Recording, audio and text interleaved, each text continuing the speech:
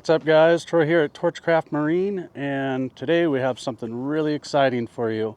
Our new 14-foot hull has been delivered here at Ace Metal Works, and today we're going to unpack it, show you guys what this thing's all about, what it means for us as a business, what it means for people who order turnkey boats, and also what it means for the DIY guys.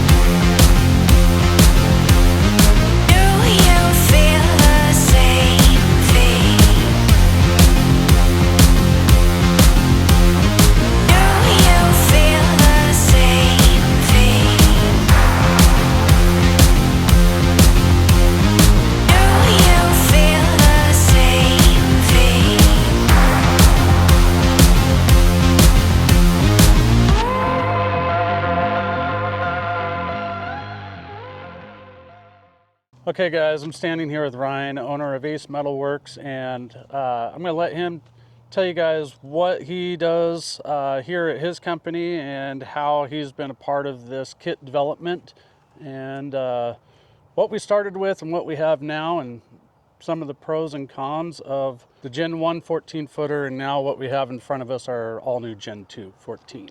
We do all the forming, all the laser cutting of these boat kits throughout Gen 1 and all these revisions that we've done. We've tried to make not only it easier to form and build in our shop, but more efficient, more effective for the assembly and welding back at Torchcraft. And I think we're really close on having a very good, very easy to assemble, very easy to manufacture boat kit now.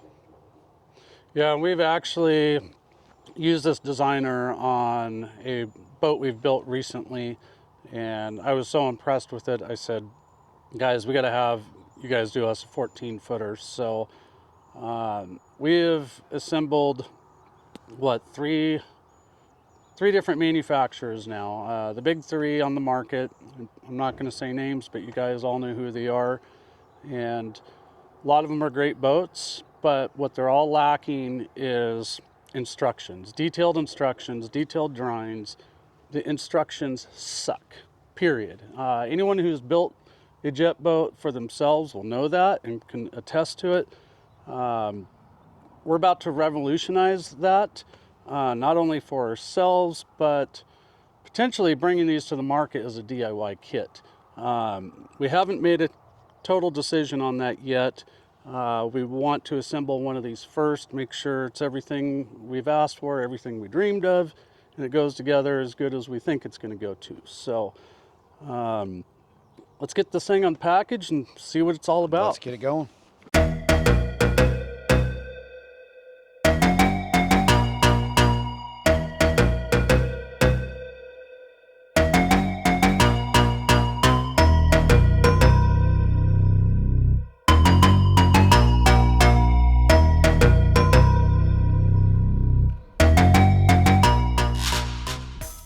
So part of what Troy and I have worked diligently on these kits is, even for our end and your guys' end, is plate marking for bending, for assembly. A lot of these plate marks that you can see on these are mainly on our end for the bending, which all these obscure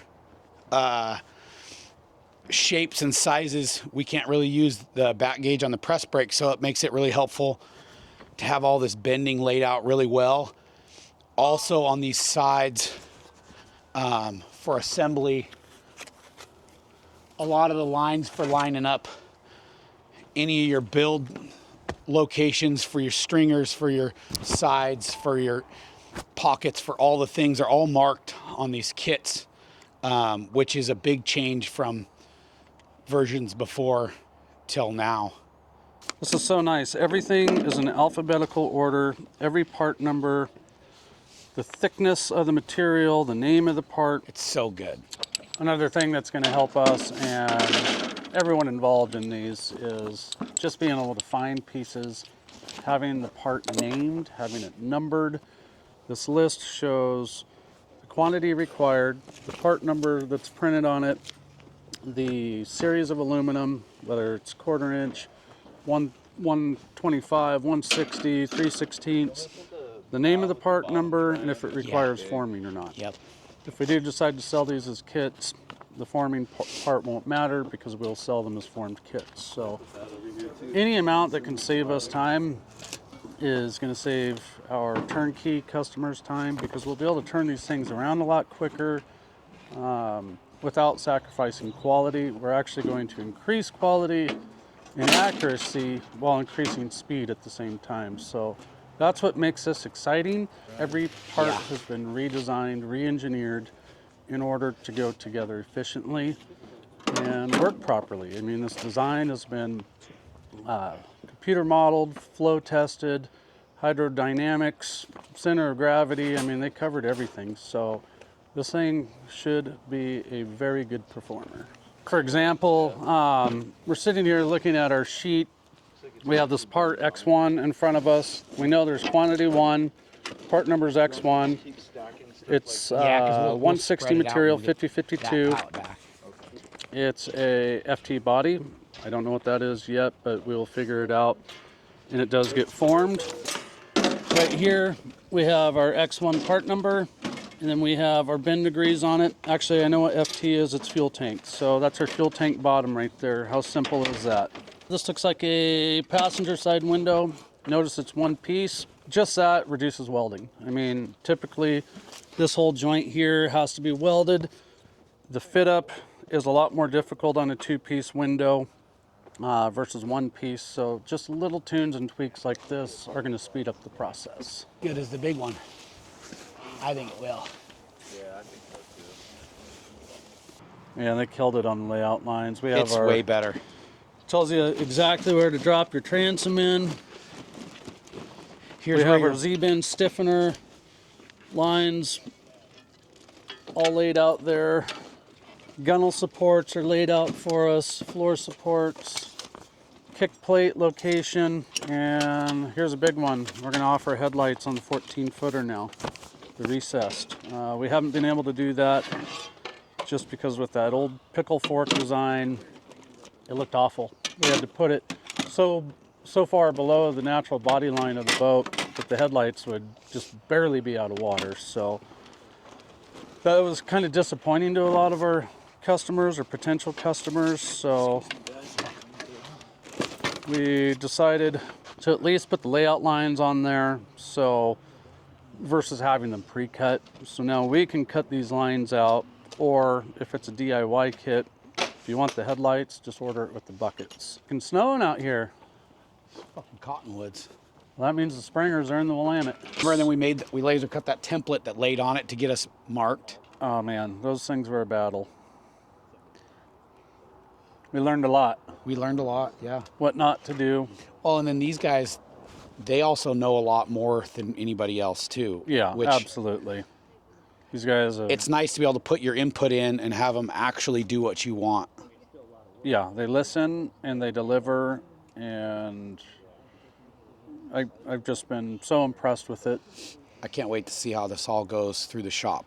Because I mean, a quick look at it, it's like that other boat.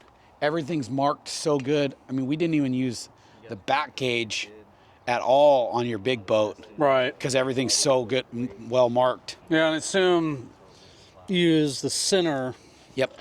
of the line, because I know when I was building the first one, for instance, on the transom, they have you, in the detailed instructions, they have you set the transom on the back side of the black line, but everything beyond that goes on the front of the black line. It was nice to see that in the instructions. I mean, little details like that make a huge difference, especially if you've never built one of these before, or you're just going to build one of them, or if you built 100 of them. It doesn't matter. Detailed instructions are amazing. I mean, for the fabricators, for the welders, for everyone involved. Well, and like parts like this, is multiple setups in the press brake. That's really difficult, but when you can just set up your corrections for your bend degrees and stick it in there, line it up to the marks. Zip, When zap. you're doing a bunch of little parts like this, it speeds it up. We even have our layout lines. This is a transom right here. We have layout lines for vertical supports, for outer stringers, for inner stringers, keel strip. There's a center line marked on every single part, so you have center reference on everything you're working with. On these, we have our 3-inch hole vent cutouts already there. Just little things like that. Brandon knows he drills, or he hole saws a lot of 3-inch holes. It's loud, it's obnoxious, it's time consuming.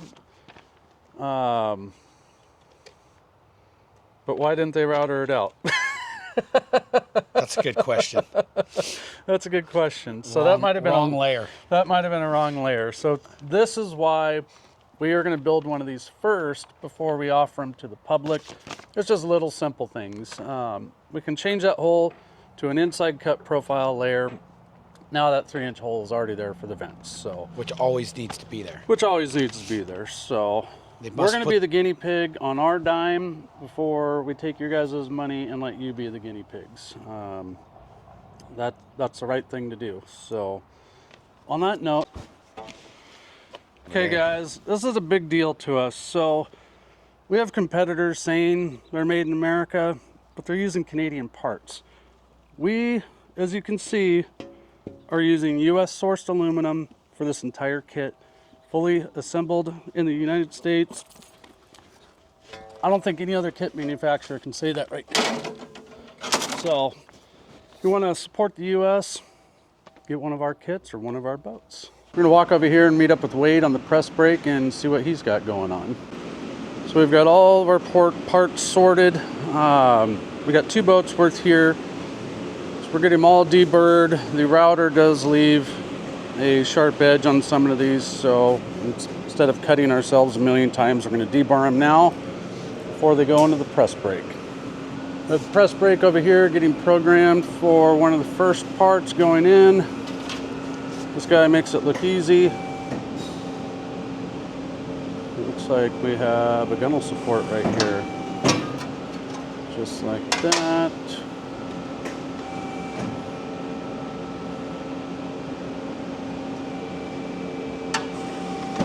Just like that.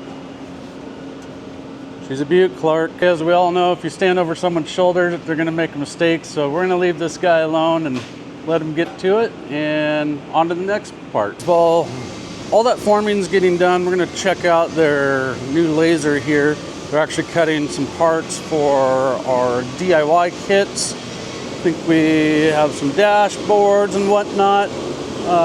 This is a material changer. You can load your material here, and this thing will actually slide in and out into the laser.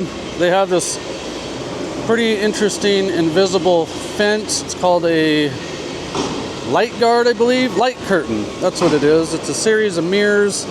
If anyone gets within these yellow ballards, I guess you'd call them, there's mirrors on them. They'll actually e-stop the machine. So we definitely don't want to be getting in there and screwing parts up. So I'm going to go around the backside where Mason is programming this thing. And also, side note, this machine is, or this component of the machine is still getting set up, but it is a pneumatic material handler which will pick up the sheet goods, transfer it onto this laser. This one over here, set up the same way. Cool stuff. All right, I'm gonna sneak around the back here. Okay, it's probably really loud. You probably can't hear me, but looks like he's getting this thing all centered up, ready to cut. We don't want to destroy a camera lens today, so I'm not even gonna poke this thing in here. Got a pretty nice setup. Nice DRO screen. There's our layout for all of our parts. We've got some engine covers in there. You can see the XY axis moving as it calibrates the total sheet size. We have a couple of our dashboards. We had a big order of those come through this morning. We actually sold out of all of them, so we're cutting more today. We're gonna run this first set.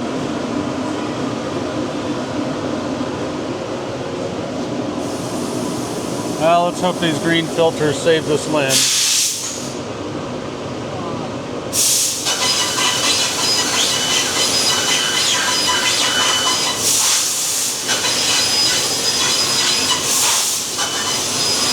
That is insane speed.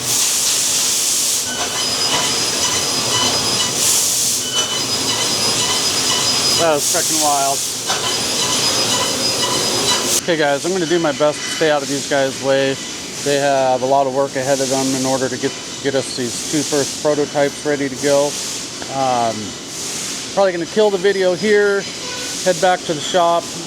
We have a ton of organization to do and get ready for these two new projects. So I hope you guys like this content. We're trying to give you a deeper view into what goes on behind the scenes on these things. There's a lot of moving parts. There's a lot of vendors involved. There's a lot of planning, design, you name it. So we're sitting here running crazy trying to get these things absolutely dialed in for you guys, not only for our turnkey builders, for our welders, our assemblers. We're just trying to improve the product. There hasn't been a new improved mini jet hull put out in the market in a long time. They're always lacking instruction. There's no real assembly videos on how they go together. So it seems like it's just pandemonium when you're putting them together. Typically they can perform all right, but our goal is to give you the most comprehensive set of instructions with the layout lines, accurate measurements, everything we can to make this as easy as possible for the DIY guide. So if one of these kits is something you'd be interested in, hit us up, torchcraftmarine.com. We should have pricing here in the next week or two, I'm hoping. And once we get this thing all put together and tested, we will be officially offering them. As of now, I don't know if we're going to offer pre-orders or not. We would really like to put one together first. I think that would be the fair and wise thing to do. So we'll definitely keep you in the loop on that. On our next video, we also have a big announcement to make that has a lot to do with why we're doing this, and you'll want to stay tuned for that. So if you like what you see here, please hit that subscribe button, hit the like button, and thank you guys for watching. We'll see you on the next one.